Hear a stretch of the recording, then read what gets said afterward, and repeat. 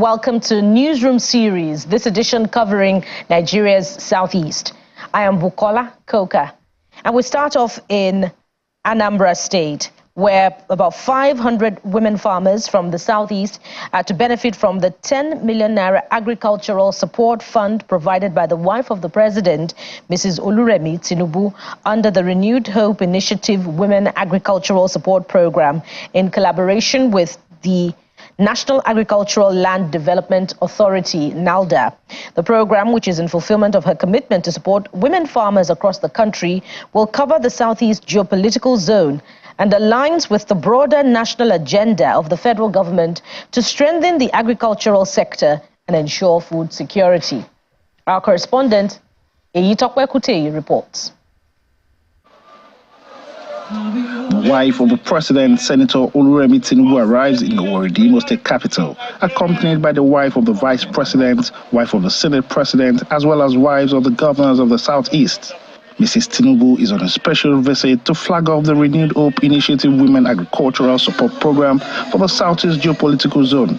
The initiative is in collaboration with the National Agricultural Land Development Authority, which will train and support 2 million women farmers across the country in crop production, animal husbandry, poultry, and fishing. And for us at NALDA, the National Agricultural Land Development Authority, we are committed in partnering with the wife of the president to making sure that we lure our mothers and young women into farming, because that is the only way to go. Mine is to thank the wife of the president for her commitment and for partnering with NALDA, and to assure you, ma'am, that NALDA will go with you all the way across the country to make sure we touch lives of people. This program is described as a crucial step towards improving the lot of women, as it will open up opportunities for them to create wealth and contribute to food security and sustainable development. As we all know, the impact of women fuels the progress and development of any society. It is a crucial step towards achieving gender equality and building a more inclusive, prosperous community.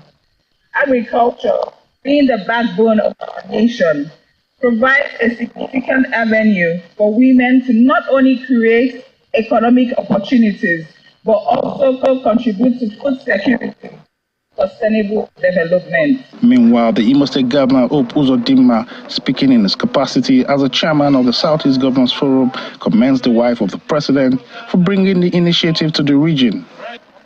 Nigerians have been able to see that we must be able to farm and produce what we eat, and eat what we produce. So for this gesture that you have extended to Southeast, I want to thank you.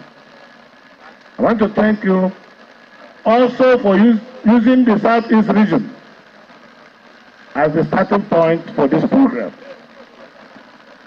I would therefore want to encourage the wives of the governors of Southeast to please take this baton from the First Lady of Nigeria and trickle it down to local governments.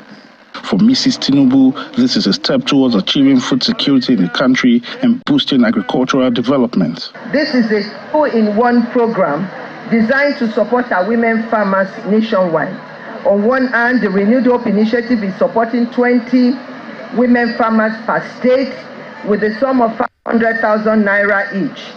Today, a draft of 10 million naira per state in the southeast zone will be given to the First Ladies and RHI state coordinators of Abia, Anambra, Ebonyi, Enugu, and Imo for onward disbursement to beneficiaries in their respective states. Aside the 10 million naira check presented to the state coordinators of the Renewed Hope Initiative, NALDA is also providing capacity building and training, as well as distribution of farm and agricultural inputs to 500 women farmers across the Southeast region in the first phase. Eyitokwe Kuteyi, Channels Television News. The NALDA agricultural program for women farmers kicking off in Imo State. And members of the Joint National Association of People with Disabilities in Imo State have commended the Renewed Hope initiative of the wife of the president, Mrs. Oluremi Tinubu, for including them in the social investment program, which empowers them with a sum of 100,000 naira each to support their businesses. Chairman of the Joint National Association of Persons with Disability in the state, Mr. Stanley Nwachukwu, disclosed this in Owerri, the state's capital, shortly after 100 persons living with disability received the grant from Mrs. Tinubu. Mr. Nwachukwu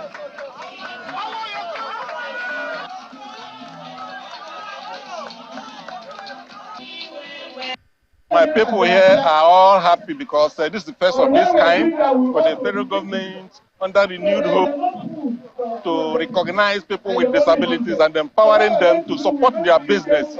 Because as a matter of fact, the economy is not good at all, and the people with disabilities are suffering the more. And this is a very good opportunity for them, my people, to support their business, go a long way in helping them. So I am very, very happy, and I appreciate Her Excellency for this well-planned program.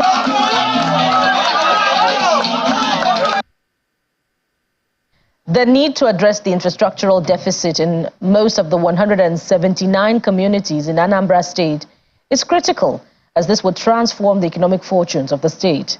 This was the crux of the matter during a critical stakeholders meeting hosted by the governor, Professor Chukwuma Soludo, attended by all the traditional rulers as well as the presidents general of the communities. Professor Soludo tasks the community leaders to join hands with him to activate and promote his latest initiative of public-private partnership, PPCP, targeted at involving everyone in the development of the state for a prosperous and livable homeland.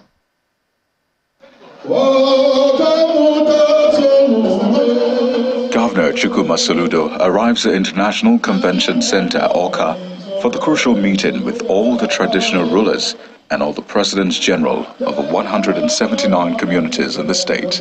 It's been a very sad week, with the state still reeling from the gruesome murder of the president general of Umoji community, as well as the Ochanja market building collapse that took over 5 lives.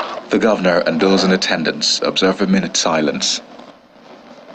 May their souls and the souls of the faithful departed through the mercy of God rest in peace. Amen. As a convener of the meeting, the governor addresses the community leadership on the reason for the meeting, which bothers on security, environment, and community development. And according to him, his latest initiative of public-private community partnership is a game changer. Community security. Very, very critical. I want to link up the issue of security and insecurity. Insecurity. Part of what is linked to it was the issue of touting and illegal collection of revenues, especially in the urban and semi-urban communities. It's a huge industry. On the issue of security, he tasks communities on concerted efforts to tackling the menace, saying every crime is local. Security. That's the issue of the still Monday sit at home. We want to be able to get our schools to go back to work on Mondays and get our communities open for business on Mondays. We're going to discuss this. One big block. Because it all starts from below. Sit at home. The chairman of Anambra State Traditional Rulers Council and Obi of Onitsha expresses worry over the Monday sit-at-home compliance in Anambra as against other states, insisting that it must be stopped. I was in Umuahia and Aba yesterday. Life was perfectly normal. The banks were open, petrol stations were open, police traffic controls were there on the street. Whereas, what is it that is happening in Abia State that cannot happen in Anambra State? Or are we being targeted, especially by whoever is the governor and all that? Umuahia is the home of Nnamdi Kanu. So, all the targeted is because we're losing a lot. Not just losing Even the psyche and the mentality of our young ones. Monday, there are problems about China Stadium, holding hands and all of that. Being an interactive meeting, some Presidents General revealed that leadership tussle, cultism and sit-at-home order are major security issues, and they appeal that government empowers them with the law to stop all gatherings or meetings on Mondays. As a community, we are prepared to join you. This is about a year I came into office as VP of here. The battle has been so much. It has not been easy, Your Excellency. There has been a lot of rigors. But we are steadfast to see what we can do for the community that elected us to sanitize our town. The governor gives the assurance that his administration is determined to fix the security challenges in the state, but insists that every community must be involved, especially on the issue of the Monday sit-at-home order, by convincing residents to open their businesses consistently. Critical stakeholders in Anambra State have called on the governor, Professor Soludo, to quickly commence the process of conducting the local government elections in the state. This came on the heels of a one-day engagement convened by the Africa Center for Leadership Strategy and Development in collaboration with civil society groups in Awka, the state capital. For them, 10 years without local government elections is a red flag for democracy. Awka, the Anambra State capital, is the meeting point of critical stakeholders concerned about good governance and democracy, or the lack of it. Gathered here are members of civil society groups, representatives of political parties, community leaders, the academia, the media and the women groups, all seeking to push for the free and fair conduct of local government elections in Anambra State. The coordinator, Anambra State Civil Society Network, ASCONET, notes that the aberration is costing the state some partnerships with development partners, and therefore calls on citizens to rise as the power to change things resides with the people. Whatever you do, democracy fundamentally is for the people, it's about the people. So the people should be on the stage. And I have said it, I've been in government, now I'm in civil society. The highest office in this entire universe is the office of the citizen. It's an engagement exercise, and so the panel of discussants point out problems that may be hampering the conduct of the grassroots election. Why is it that something that is a constitutional mandate, local government election, that governors now make it a matter of campaign promise to conduct such election? So I think it's an institutional problem. After the panel session, participants give their opinion as to why the non-conduct of the local government election has lingered for so long. I have a feeling, an answer, or rather, the people that are championing this cause should go to the National Assembly and find a way to see that state electoral bodies are scrapped from the Constitution, and we allow INEC to conduct this election. There's nothing wrong in having ASEC part of the national body, just like we are all at state now for state police. It is bringing government closer to the people, so that shouldn't be the problem. In all of these, the Director of Strategy for Africa for Leadership, Strategy and Development, Mr. Itiel Tabor, says lack of strategy and visionary leadership are part of the problem in governance. Noting the promises of the Soludo administration in the area of conducting the polls, he insists that pressure must be mounted to achieve the goal. Everybody agrees that the local government tier of administration is the closest to the people. Even in urban centers, if you have a very good functioning local government system, it will have meaningful impact on every citizen. While the groups commend Governor Chukwuma Soludo for the good works in the state, they remind him that it is the right of the people to have democratically elected officers at the grassroots, and insist that they will not rest until he conducts the local government election in Anambra State. Welcome back. A former Minister of Power, Professor Bath Naji, has been speaking about the drive behind the 141 megawatts geometric power plant in Abia State. Despite facing obstacles which caused delays, he says the project is ready to serve the community and the ultimate aim is to advance Nigeria's power sector. Professor Naji, who is our guest on Sunrise Daily today, emphasizes the crucial role of government support for private investors willing to invest in the energy sector, while also advocating for policies that foster a conducive environment for investment and development. When we started, there wasn't even power reform. There was no private company in play. And so we were the first to start this journey. So perhaps the lessons from our experience would make it easier for others to navigate faster. So I believe that it shouldn't take the next 20 years for the next equivalent of ABBA IPP to come on stream. My gray hair is part of the cost, so you can see from it, if you measure 20 years on, I didn't have lost so much in that regard.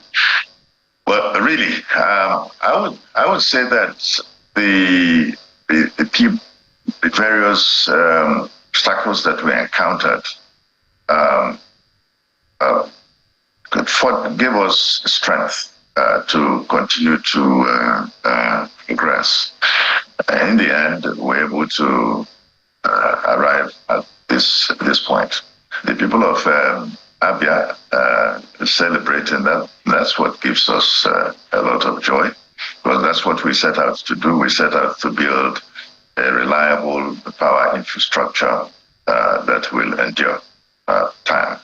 Not something that is just start and stop.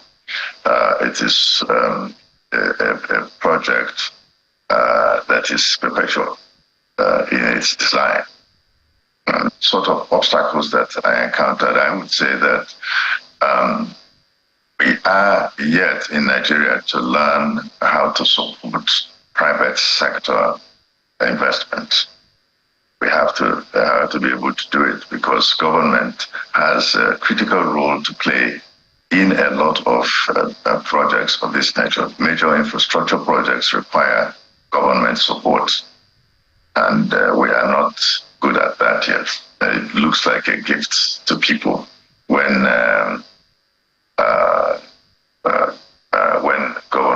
government has to give certain approvals, certain waivers that normally would come easily in a lot of countries that desire progress.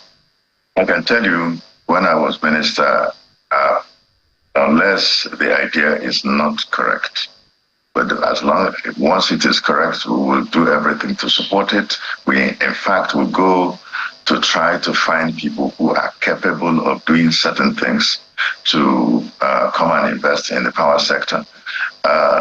There are projects like Azura. The model that we set up is what made Azura come on stream as fast as it did. So you can imagine that if Azura had to go through the sort of thing that we went through, there would be no Azura today. So, so I think that having been there, knowing what is required of a minister, for example, to enable private sector investment, what you have to do today shouldn't wait till tomorrow. That's very important, and where people keep things waiting. So you have to move fast. In a country that, for example, here we need a lot of power, and we need to move things on as quickly as possible to give support. Former Minister of Power, Professor Bath Naji. Well, still in Abia State, the government has expressed readiness to revive the tourism and entertainment industry in the state and make the sector one of the active job and revenue generating ones. Speaking to newsmen in Umuahia, the state capital, shortly after an inspection to the tourist site to ascertain the level of development, music legend and senior special assistant to the governor on tourism and entertainment, Justice Martins, popularly known as J. Martins, said there are over 17 tourism sites in the state, adding that efforts are on to identify and harness other tourism potentials in the state. While acknowledging the existence of various impediments to the tourism industry, he said plans were also in the works to develop the popular Azumini Blue River in Ukwa East and turn the area into a major tourism site in the country. Are we going to revamp it? Is because it's very critical to the IGR of the state government. It's very critical for the relaxation of people who come into the state. We have numerous places, and part of those challenges are development. And as you know, my principal, who is our governor, His Excellency Dr. Alex Otti, is committed to developing the tourist sector in Abia State. So one of the first things we did was to start an on-spot assessment, going around the tourist sites, trying to make sure that we discover places. But I can assure you that between now and December this year, we may not have all of them 100%, but we are going to have a substantial amount of very good, lovely 3-5-star hotels, both in the commercial city of Aba and Umuahia, which is state capital. And of course, that's the beginning of redefining hospitality in Abia State. Meanwhile, the Abia State government says efforts and contributions of the OT-led government to the growth of grassroots sports and other sectors are yielding positive results. Addressing members of the State Badminton Association in Umuahia, the state capital, the Commissioner for Sports, Mr. Mwobiolo Ananaba, said the governor OT has remained committed to improving sports development despite operating within limited resources. According to the Commissioner of Sport, who was represented by Dr. Ken Kazie Ayim, the best thing that has happened to Abia Sports is the coming of Dr. Oti. The Abia team, without him, he said, the Abia team would not have recorded the historic achievement without the support of the Oti-led government. The best thing that has happened to Abia State sports department generally is the coming of Dr. Leslie as our the state single-handedly sponsored a team that represented Nigeria in a quest, in a struggle for Paralympics ticket to 5 countries: Egypt, Japan, Uganda, Thailand, and Dubai. 5 countries. I think if the governor don't have the interest of the youth at heart, he will not do this. So I say bravo to His Excellency.